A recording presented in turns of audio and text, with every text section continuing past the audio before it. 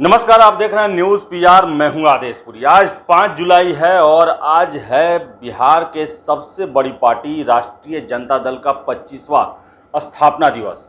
आपको बता दें कि कोविड का समय चल रहा है, बावजूद इसके काफ़ी धूमधाम से मनाया जा रहा है राजद का 25वां वर्षगांठ। कारण भी है, लालू यादव 3 साल बाद लगभग कहें तो जमानत पर बाहर हैं और अपने जितने भी उनके शुभचिंतक हैं, जितने भी उनके कार्यकर्ता हैं, उनको मैसेज देंगे आज। वही रामविलास पासवान जी का जन्मदिन मनाने का भी फैसला राजद के द्वारा लिया गया है और राजद कार्यालय में कई दिनों से काफ़ी गहमागहमी है और काफ़ी धूमधाम से सजाया गया है।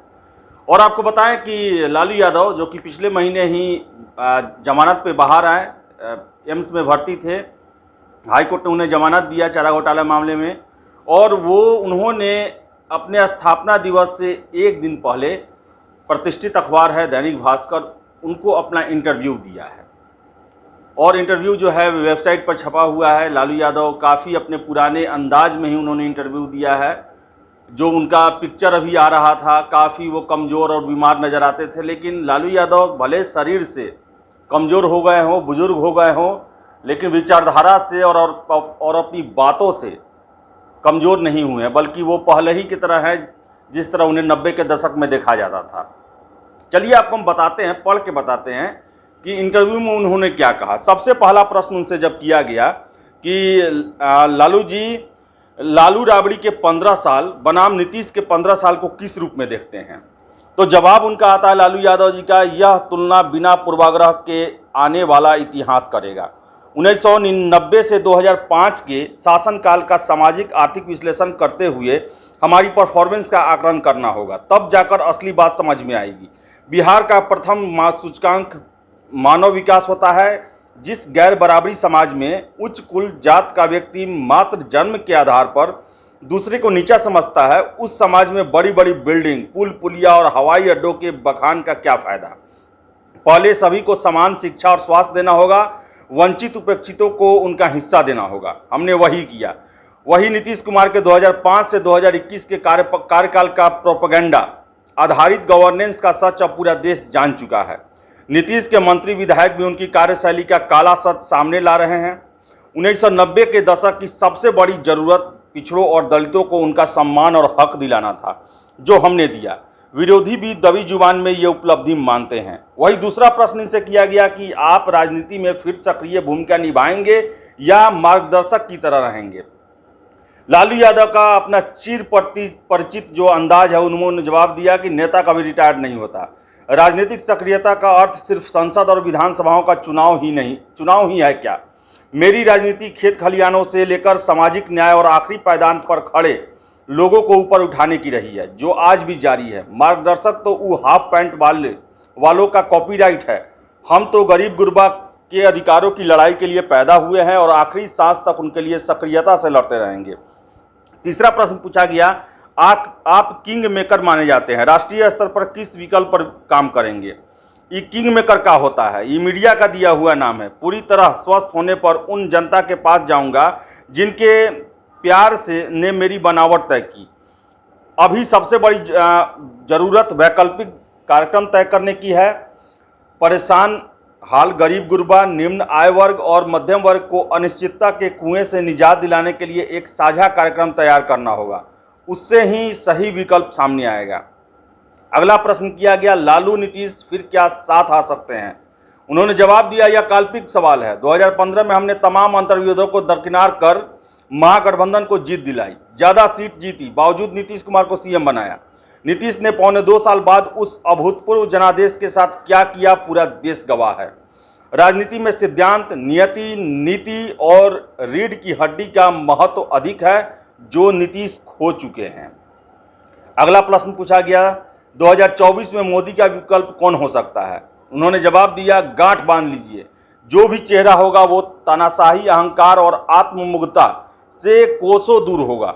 मोदी का विकल्प उनकी जन विरोधी नीतियों के खिलाफ एक प्रगतिशील एजेंडा ही हो सकता है। एक बार जब वैकल्पिक कार्यक्रम को लोग स्वीकार कर लेते हैं तो चेहरे का संशय समाप्त हो जाता है। पिछले 6 साल के शासन से तय हो गया है कि आत्म केंद्रित और व्यक्ति केंद्रित शासन लोकतंत्र की जड़ों को मजबूत नहीं कर सकता।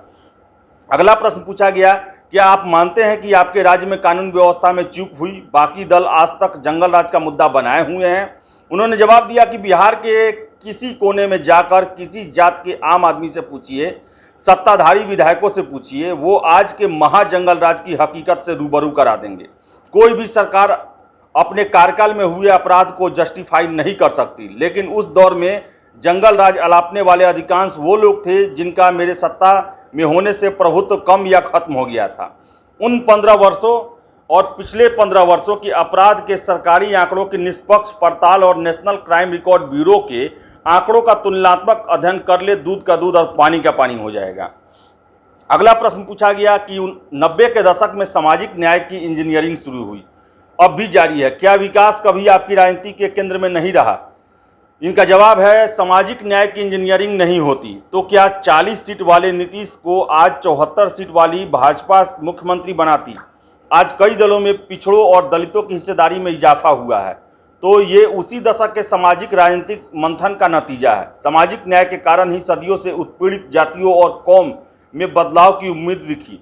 अंधेरे घरों में उजियारा लाना और उन्हें आवाज़ देना विकास नहीं है तो क्या?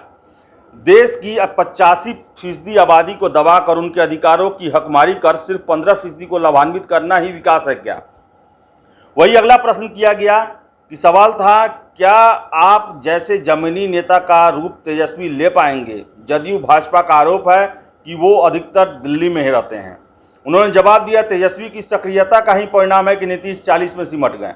नीतीश 16 सालों से सत्ता में हैं, खुद कुछ नहीं करते। कोरोना में 4 महीने से अधिक समय तक डर के मारे घर से निकले नहीं। वही तेजस्वी बाढ़ सुखाड़ से लेकर बेरोजगारी का मुद्दा बना पूरे बिहार घूमा। मुजफ्फरपुर बालिका कांड को वो दिल्ली के जंतर मंतर तक लाया। जुलाई 2017 में नीतीश द्वारा सरकार से हटने के बाद तेजस्वी ने सड़क मार्ग से प्रखंड और पंचायत स्तर तक 18,000 किलोमीटर का सफर तय किया। 3 बार पूरे बिहार का भ्रमण कर चुका है। उस पर किसानों, बेरोजगारों और लॉकडाउन में श्रमिकों का साथ देने के कारण आधा दर्जन से अधिक मुकदमे दर्ज हुए हैं। वही अगला प्रश्न किया गया, 3-4 वर्षों से केंद्र और बिहार के कार्यकाल को कैसे आप देखते हैं? उन्होंने जवाब दिया, हमने कहा था 2014 का चुनाव निर्धारित करेगा कि देश टूटेगा या रहेगा। वर्तमान में क्या हालात है, किसी से छुपा नहीं है। सरकार तानाशाह बन चुकी है। देश में अघोषित आपातकाल है। किसान, मजदूर, व्यापारी, युवा, कर्मचारी और बेरोजगार सब त्रस्त हैं। महंगाई और बेरोजगारी सारे रिकॉर्ड तोड़ चुकी है। संवैधानिक संस्थाओं को समाप्त किया जा रहा है। रेल, तेल, जहाज, LIC, BSNL समेत कई सरकारी संपत्तियों को बेचा जा रहा है। शिक्षा, स्वास्थ्य और कृषि क्षेत्र की स्थिति दयनीय है। किसानों पर काले कानून थोपे जा रहे हैं। पड़ोसी मुल्क देश की सीमा में घुस रहे हैं। वही अंतिम प्रश्न था कि विपक्ष महंगाई को मुद्दा नहीं बना पा रहा, जबकि पेट्रोल 100 और सरसों तेल 200 रुपये पार हो गया है। ये आधा सच है।